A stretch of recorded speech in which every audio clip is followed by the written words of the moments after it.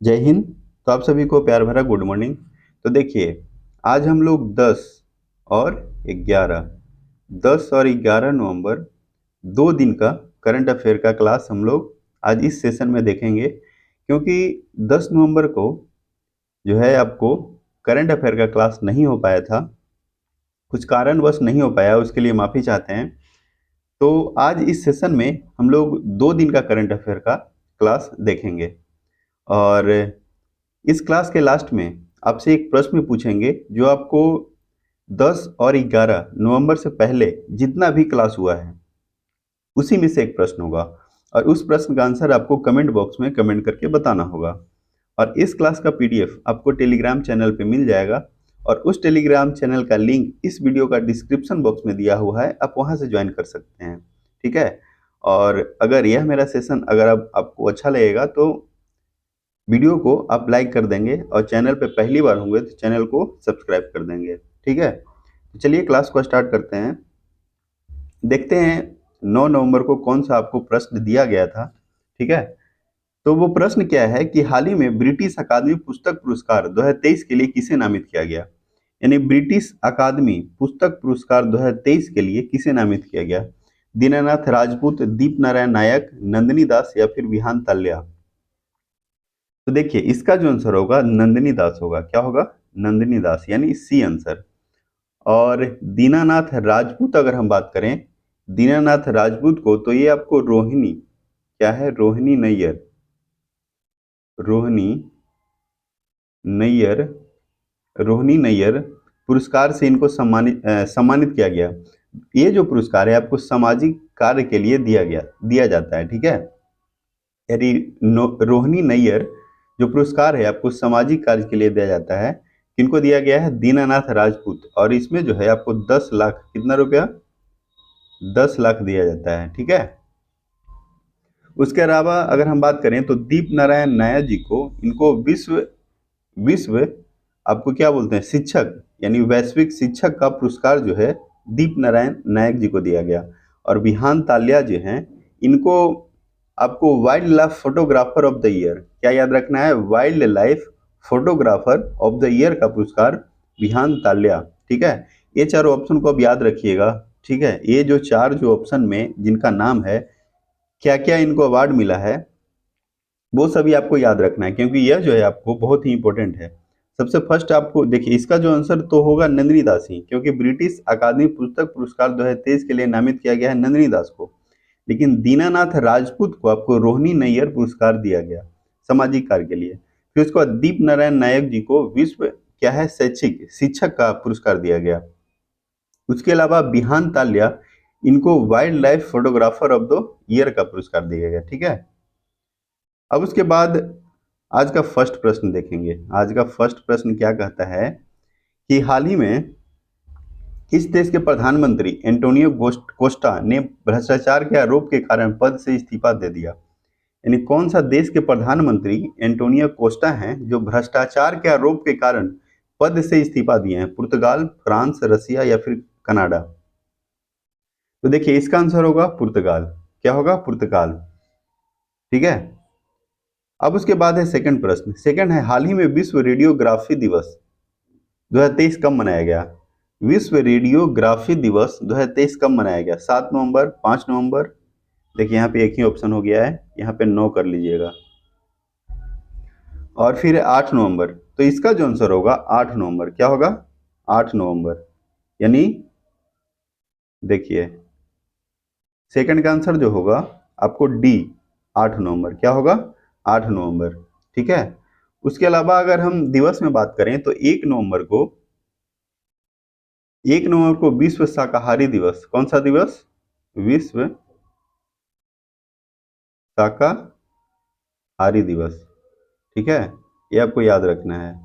विश्व शाकाहारी दिवस कितना तारीख को? 1 नवंबर को। उसके अलावा 3 नवंबर को विश्व जेली फिश दिवस। ठीक है, और 3 नवंबर को एक और दिवस है, वो है आपको अंतर्राष्ट्रीय बायोस्फीयर रिजर्व दिवस। ठीक है, यानी 3 नवंबर को दो दिवस हो गया, एक आपको विश्व जेली फिश और अंतर्राष्ट्रीय बायोस्फीयर रिजर्व दिवस, और 1 नवंबर को कौन सा है? विश्व शाकाहारी दिवस। उसके अलावा आपको 9 नवंबर को याद रखना है विश्व सेवा दिवस। 9 नवंबर को कौन सा डेट है? देखिए 9 नवंबर को विश्व सेवा दिवस याद रखना है।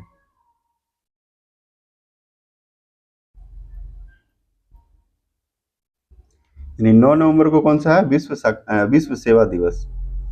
अब उसके बाद है थर्ड। थर्ड क्या कहता है कि हाल ही में कर्नाटक के 19वें कलाकार पुरस्कार किसे सम्मानित किया गया है। 19वें कलाकार पुरस्कार से किसे सम्मानित किया गया। अपोलिनारिका डिसूजा, निहान टोरो, नंदिनी दास, इनमें से कोई नहीं। तो थ्री का आंसर क्या होगा, थ्री का जो आंसर होगा ये होगा अपोलिनारिका डिसूजा, यानी कर्नाटक के 19वें कलाकार पुरस्कार से सम्मानित किया गया है अपोलिनारिका डिसूजा। ठीक है। और नंदिनी दास तो अभी आपको बता दिया कि इनको ब्रिटिश अकादमी पुस्तक पुरस्कार के लिए नामित किया गया है, किनको, नंदिनी दास को। और wildlife photographer of the year Vihan Talya. ठीक है। अब उसके बाद फोर है। फोर क्या कहता है कि केंद्र सरकार किस देश के साथ पहला रेल लिंक कोकराझार गेलेपी प्रारंभ करेगा। नेपाल, भूटान, चीन, बांग्लादेश। क्या है यहाँ पे, बांग्लादेश होगा, बांग्लादेश। ठीक है, यहाँ पे बांग्लादेश आप कर लीजिए, बांग्लादेश। तो इसका जो आंसर होगा, फोर का आंसर होगा भूटान। क्या होगा, भूटान। यानी केंद्र सरकार किस देश के साथ पहला रेल लिंक कोकराझार गेलेपी प्रारंभ किया है, तो वो आपको भूटान के साथ। और भूटान जो है, भूटान के साथ भारत कितना सीमा साझा करता है, तो ये आपको 699 किलोमीटर, 699 किलोमीटर आपको भूटान के साथ भारत जो है सीमा साझा करता है। उसके अलावा अगर सबसे ज्यादा अगर हम बात करें कि सबसे ज्यादा कौन सीमा साझा करता है, तो बांग्लादेश, 4096 किलोमीटर। ठीक है। अब उसके बाद है फाइव। फाइव है, फाइव क्या है आपको कि हाल ही में किस राज्य के जिम्मेदार पर्यटन मिशन को ग्लोबल रिस्पॉन्सिबल टूरिज्म अवार्ड 2023 मिला है। गोवा, गोवा, केरल, उड़ीसा, गुजरात। तो फाइव का आंसर क्या होगा, बी, केरल। ठीक है। यानी किस राज्य के जिम्मेदार पर्यटन मिशन को ग्लोबल रिस्पॉन्सिबिलिटी टूरिज्म अवार्ड 2023 मिला है, तो वो है आपको केरल। और केरल का अगर हम बात करें तो केरल में आपको क्या बोलते हैं, काली मिर्च जो है, काली मिर्च, काली मिर्च को जीआई टैग दिया गया है। यानी काली मिर्च जो है आपको जीआई टैग किस राज्य को दिया गया है, तो वो है आपको केरल। और भी अगर हम केरल में बात करें तो केरल के प्रेजेंट टाइम में अभी चीफ मिनिस्टर जो है आपको पिनरई विजयन याद रखना है। कौन सा है, पिनरई विजयन। और आरिफ मोहम्मद खान ये जो है आपको राज्यपाल हैं। उसके अलावा देखिए उड़ीसा में अभी कुछ दिन पहले ही आपको वो राज्यपाल चेंज हुए हैं, और उनका नाम क्या है उड़ीसा का, तो रघुवर दास। ठीक है। यानी राज्यपाल कौन है, तो रघुवर दास। इससे पहले आपको प्रोफेसर गणेशी लाल थे। उसके अलावा आपको त्रिपुरा का भी राज्यपाल चेंज हुआ है, वो है आपको इंद्रसेना रेड्डी नल्लू। ठीक है, क्या याद रखना है, इंद्रसेना रेड्डी नल्लू। उसके अलावा अगर हम बात करें केरल में, तो केरल में लोकसभा सीट आपको 20 है। कितना है, 20 है आपको केरल में लोकसभा सीट, और 9 है आपको राज्यसभा सीट। अब उसके बाद है सिक्स। सिक्स है विश्व बौद्धिक संपदा सूचकांक रिपोर्ट 2023 के अनुसार सर्वाधिक पेटेंट आवेदन करने वाला देश कौन सा है। USA, China, Bharat, Japan. तो सिक्स का आंसर जो है आपको बी होगा। क्या होगा, बी। ठीक है, सिक्स का आंसर क्या होगा, बी। यानी विश्व बौद्धिक संपदा सूचकांक रिपोर्ट 2023 के अनुसार सर्वाधिक पेटेंट आवेदन करने वाला देश कौन सा है, चाइना। और चीन, चीन में अभी जो प्रेजेंट टाइम में राष्ट्रपति हैं वो है आपको शी जिनपिंग। ठीक है, कौन है, शी जिनपिंग। और रेन बिन भी यहाँ पे मुद्रा चलता है। कौन सा मुद्रा है, रेन बिन भी। और भारत से इसका सीमा जो है आपको 3488 याद रखना है। 3488 किलोमीटर इसका जो है बाउंड्री आपको सीमा से साझा करता है। उसके अलावा जैसे कौन कौन सा, एक आपको लद्दाख, केंद्र शासित प्रदेश में लद्दाख है, फिर उसके बाद हिमाचल, उत्तराखंड, उसके अलावा आपको सिक्किम, अरुणाचल प्रदेश, ये सब जो है आपको चाइना से बाउंड्री सीमा साझा करता है। अब उसके बाद अब उसके बाद देखिए, बौद्धिक क्या बोल रहा है कि बौद्धिक संपदा सूचकांक, ठीक है, बौद्धिक संपदा सूचकांक में पहला स्थान तो है आपको चाइना का। अगर सेकंड हम बात करें, सेकंड तो सेकंड है आपको रसिया, ठीक है, सेकंड रसिया है। और इसका गठन जो है आपको 1967 में हुआ था, किसका, विश्व बौद्धिक संपदा सूचकांक का, 1967 में इसका गठन हुआ। और हेडक्वार्टर जो है आपको जिनेवा में है, जिनेवा में इसका हेडक्वार्टर है। और इसमें टोटल 193 देश है, कितना देश है, यानी इसका जो है WIPO आप शॉर्ट फॉर्म याद रख सकते हैं, यानी विश्व बौद्धिक संपदा सूचकांक का शॉर्ट फॉर्म क्या है, WIPO। इसका हेडक्वार्टर आपको जिनेवा में है। फिर उसके बाद अगर हेड हम बात करें इसका प्रमुख, तो डेरेन टंग, डेरेन टंग, ठीक है, यानी डेरेन टंग जो है आपको क्या है, इसका प्रमुख है। अब उसके बाद सेवन, सेवन है हाल ही में G7 विदेश मंत्री की बैठक कहाँ हुई, जापान, रसिया, मलेशिया, भारत। तो G7 विदेश मंत्रियों की बैठक जो हुई है ये आपको भारत में हुआ है, कहाँ हुआ है, भारत में, सॉरी भारत में नहीं, जापान में हुआ है, यानी इसका आंसर क्या होगा, ए। यानी G7 विदेश मंत्रियों की बैठक कहाँ हुआ, तो जापान, रूस में हुआ, सॉरी जापान में हुआ। और जापान की राजधानी है आपको टोक्यो, ठीक है, जापान की राजधानी है टोक्यो। और जापान में आपको 6 अगस्त, ये आपको डेट याद रखना है,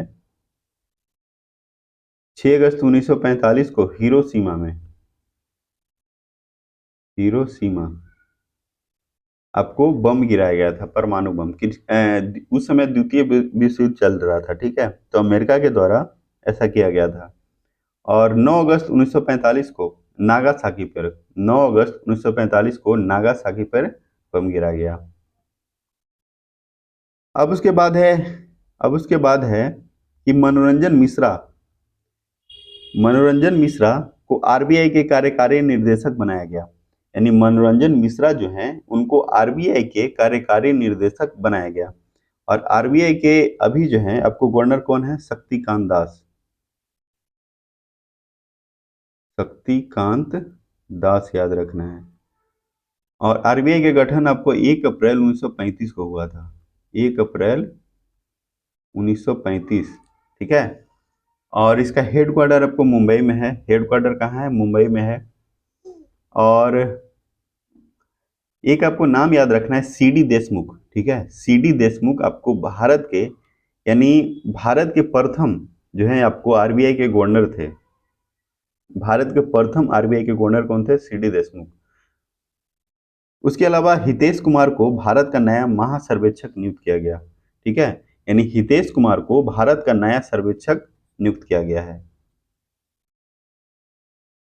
उसके बाद सोमनाथ ट्रस्ट के अध्यक्ष के रूप में किनको बनाया गया, नरेंद्र मोदी जी को, ठीक है, यानी सोमनाथ ट्रस्ट के अध्यक्ष के रूप में किनको बनाया गया है, तो नरेंद्र मोदी। और ये जो है आपको भारत के प्रधानमंत्री हैं, ये आपको पता ही होगा कि भारत के कौन है, प्राइम मिनिस्टर हैं। और ये 15वें नंबर के हैं, 15वें नंबर के, ठीक है। और 15वें नंबर के आपको भारत के राष्ट्रपति भी हैं, यानी द्रौपदी मुर्मू भारत के राष्ट्रपति जो हैं वो आपके क्या बोलते हैं, 15वें नंबर के हैं, यानी क्रम जो है आपको 15वें नंबर, ये आपको क्रम भी याद रखना है क्योंकि क्रम भी कभी कभी एग्जाम में पूछ देता है। जैसे कि भारत के राष्ट्रपति जो हैं द्रौपदी मुर्मू कौन से क्रम के हैं, तो वो हैं आपको 15वें नंबर के। उसी तरह अगर प्रधानमंत्री के बारे में पूछ दे कि भारत के प्रधानमंत्री नरेंद्र मोदी जी कौन से क्रम के हैं, तो वो भी आपको 15वें नंबर के हैं। अब उसके बाद एट है हाल ही में किस खिलाड़ी ने लॉन टेनिस में पेरिस मास्टर का खिताब जीता, Carlos Alcaraz, Andy Murray, Rafael Nadal, Novak जोकोविच। तो 8 का जो आंसर होगा क्या होगा, डी, डी क्या होगा, डी, नोवाक जोकोविच।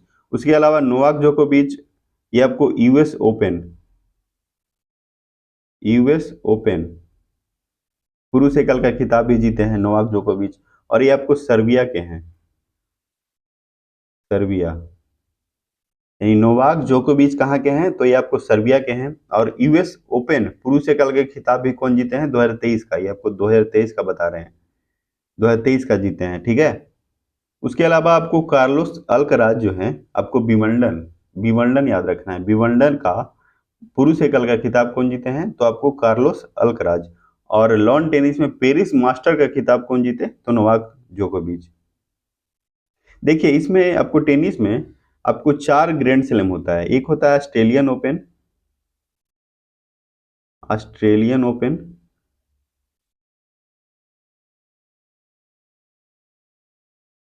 ठीक है। उसके अलावा ऑस्ट्रेलियन ओपन के बाद फ्रेंच होता है। क्या होता है? फ्रेंच। फिर उसके बाद विंबलडन, फिर होता है यूएस ओपन।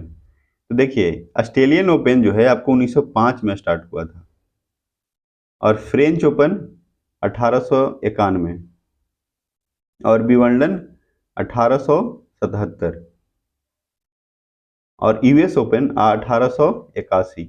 ठीक है, तो ये आपको डेट याद रखना है, क्योंकि डेट भी एग्जाम में कभी कभी पूछ देता है। जैसे पूछ देगा कि आपको विंबलडन जो है कब से स्टार्ट हुआ, तो सबसे पहले देखिए, सबसे पहले आपको याद रखना है विंबलडन ही हुआ था 1877 में। ठीक है, उसके उसके बाद आपको यूएस हुआ, फिर उसके बाद फ्रेंच, और फिर उसके बाद क्या बोलते हैं, ऑस्ट्रेलियन ओपन। लेकिन अभी जो खेला जाता है, जैसे अब जैसे प्रत्येक साल सबसे पहले ऑस्ट्रेलियन ओपन होता है, फिर फ्रेंच होता है, फिर विंबलडन होता है, उसके बाद यूएस ओपन होता है।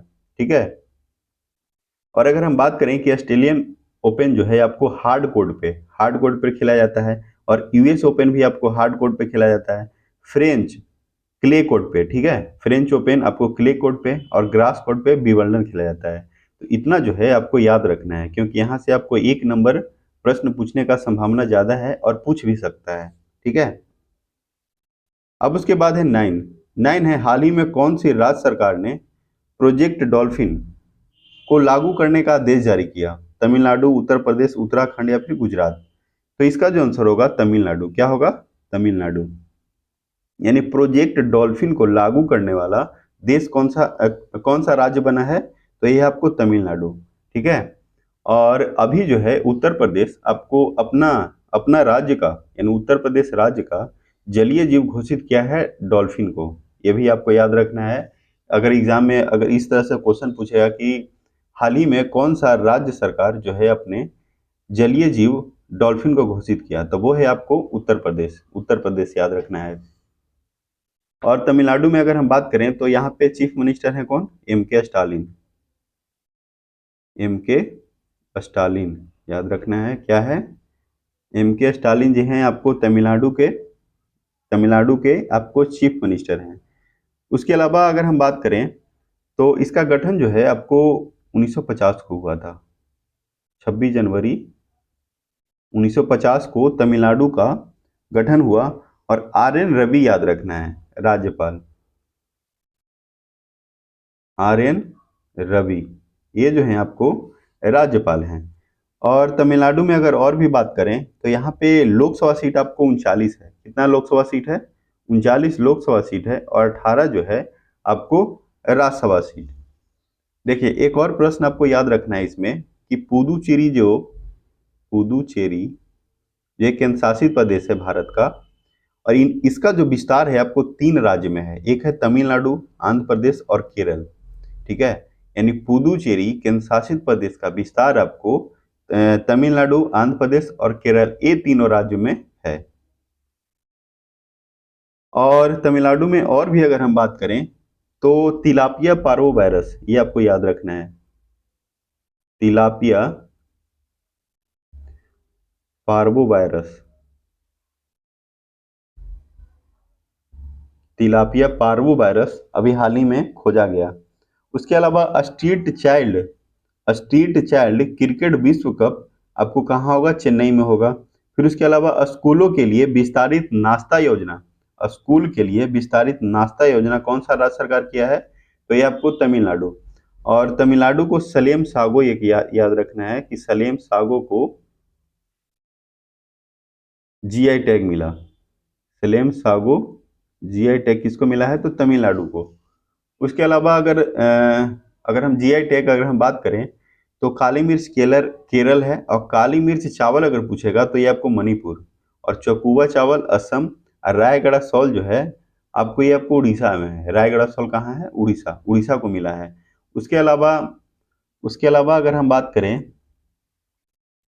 तो पश्मीना शॉल याद रखना है, यह है आपको जम्मू कश्मीर को मिला है। अब उसके बाद अब उसके बाद है भारत और नीदरलैंड। क्या है? भारत और नीदरलैंड ने चिकित्सा उत्पाद विनिमय पर समझौता किया। यानी भारत और नीदरलैंड जो है चिकित्सा उत्पाद विनिमय पर समझौता किया है। उसके अलावा निर्मला सीतारमन जी ने गुजरात के 12 जीएसटी सेवा केंद्रों का वर्चुअल उद्घाटन किया। ठीक है, यानी निर्मला सीतारमन जी क्या हैं? आपको भारत के फाइनेंस मिनिस्टर यानी वित्त मंत्री हैं। वो जो है आपको गुजरात के 12 जीएसटी सेवा केंद्रों का वर्चुअल यानी ऑनलाइन जो है आपको उद्घाटन किए हैं। ठीक है, और जीएसटी अगर हम बात करें तो भारत में सबसे पहले असम राज्य में जो है आपको लाया गया था 2017। ठीक है, और यह जो है अथी क्या बोलते हैं जीएसटी आपको फ्रांस से लिया गया है। और अगर फ्रांस पूछेगा कि फ्रांस कहाँ से लिया है तो वो है आपको आयरलैंड, और भारत कहाँ से लिया है तो फ्रांस से। अब उसके बाद क्रिस्टोफर डिसूजा को 11वें कलाकार पुरस्कार के लिए चुना गया। ये आपको लगता है कि इससे पीछे भी आपको क्वेश्चन बता दिया गया था, ये सेकंड बार है तो कोई बात नहीं, रिवीजन हो जाएगा। तो क्रिस्टोफर डिसूजा को 11वें कलाकार पुरस्कार के लिए चुना गया।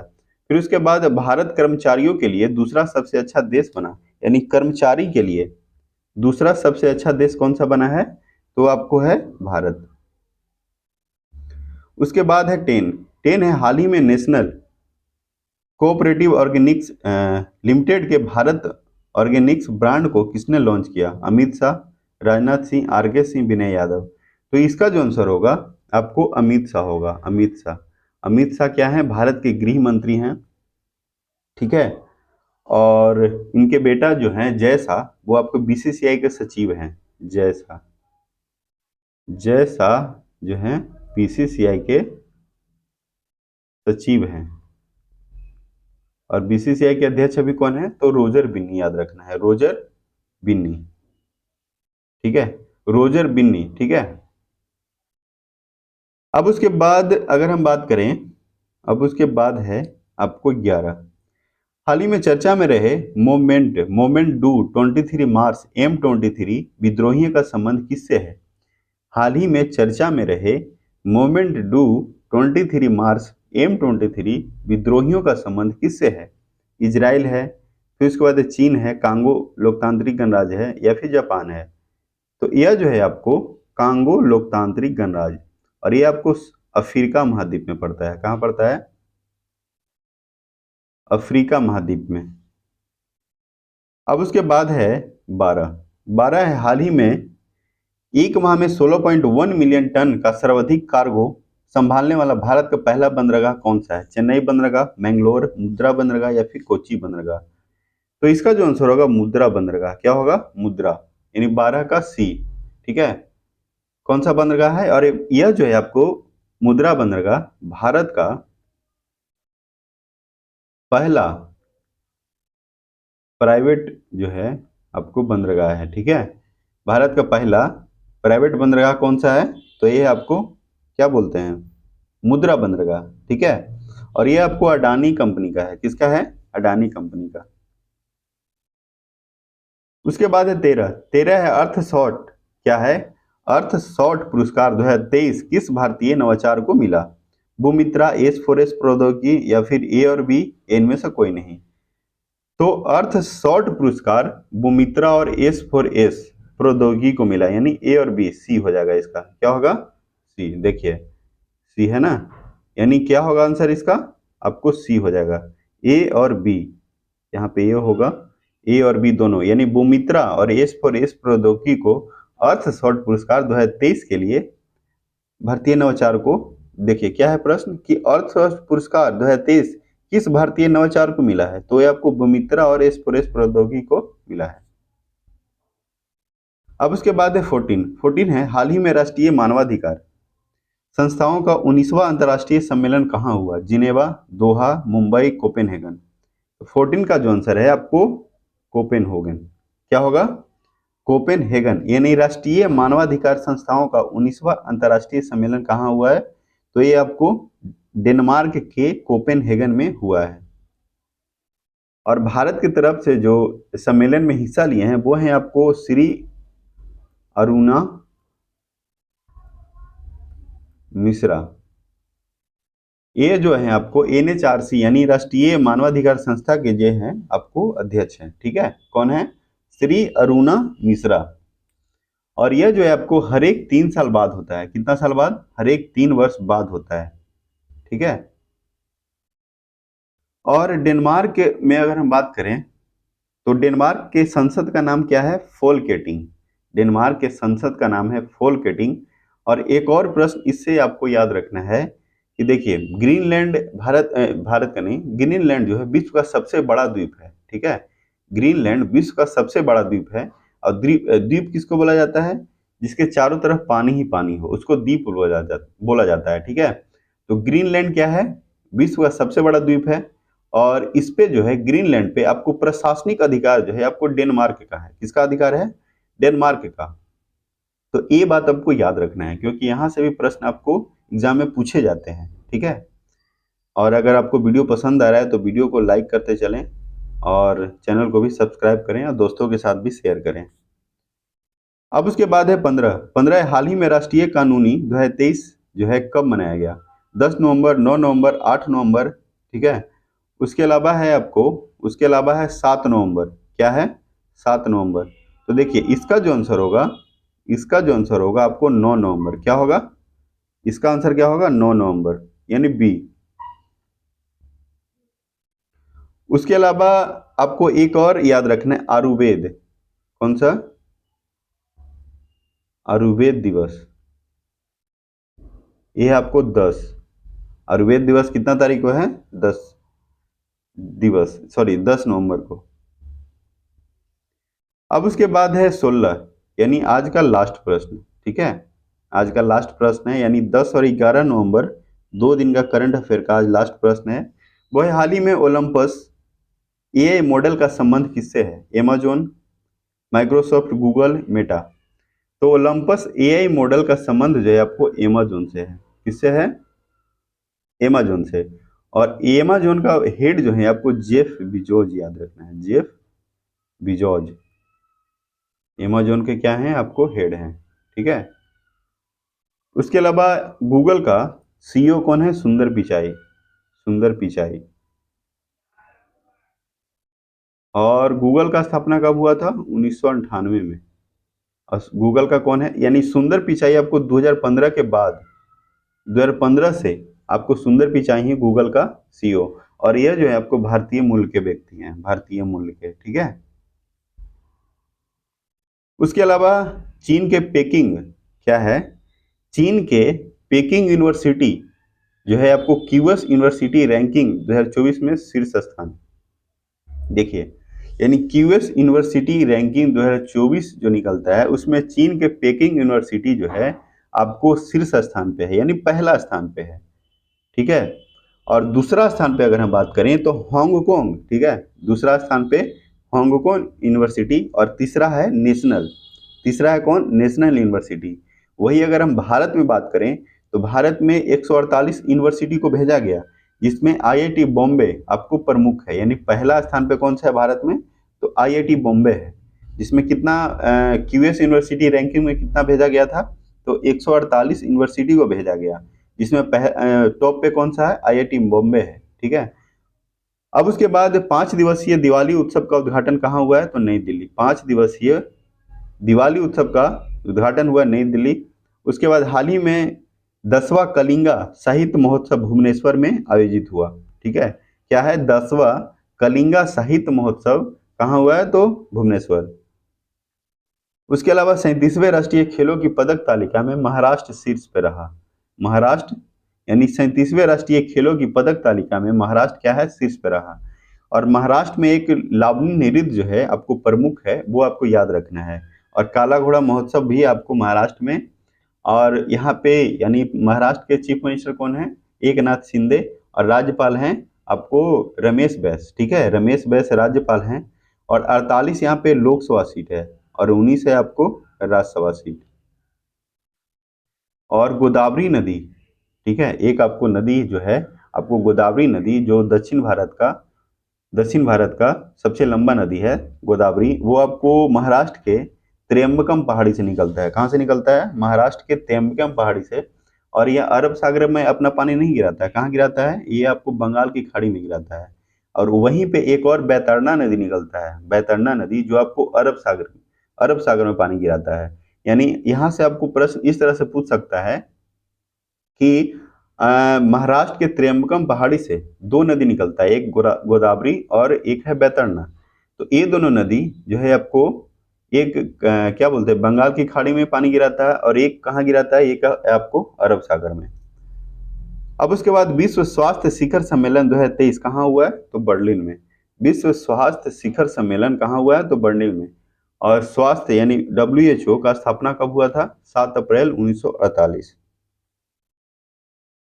अब उसके बाद यह जो प्रश्न है आपको, क्वेश्चन फॉर यू, यह जो प्रश्न है आपको होमवर्क है, और इस प्रश्न का आंसर आपको कमेंट बॉक्स में कमेंट करके बताना है, ठीक है।